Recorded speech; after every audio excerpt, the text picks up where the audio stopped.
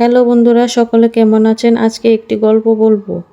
সত্য কথা বলে কাউকে ক্ষতি করার থেকে মিথ্যা কথা বলে কাউকে উপকার করা অনেক ভালো।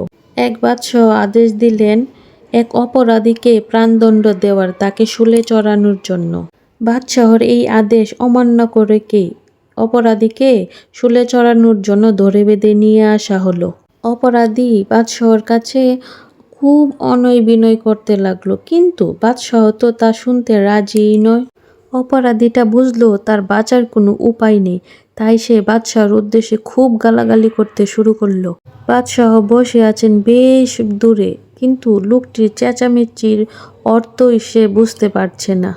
বাদশাহ পাশে বসে থাকা সভা সদস্যকে জিজ্ঞাসা করলেন, অপরাধীটা কি বলতে চায়? সভা সদস্য চিন্তা করলো, আমি যদি সত্য কথা বলি যে বাদশাহকে গালাগালি করছে, তো মহা বিপদ।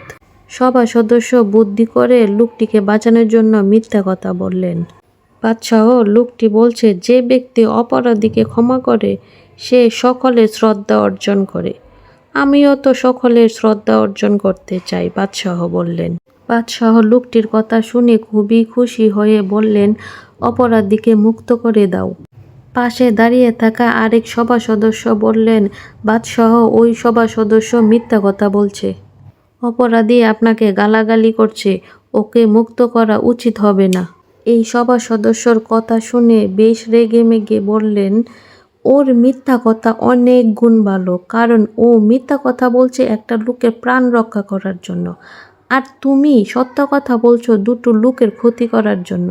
তাহলে আমি কার কথা শুনবো? ক্ষতিকর সত্যের চেয়ে উপকারী মিথ্যা আমার কাছে অনেক বেশি গ্রহণযোগ্য। বাদশাহর কথা শুনে সভা সদস্যরা ধন্য ধন্য করতে লাগলো।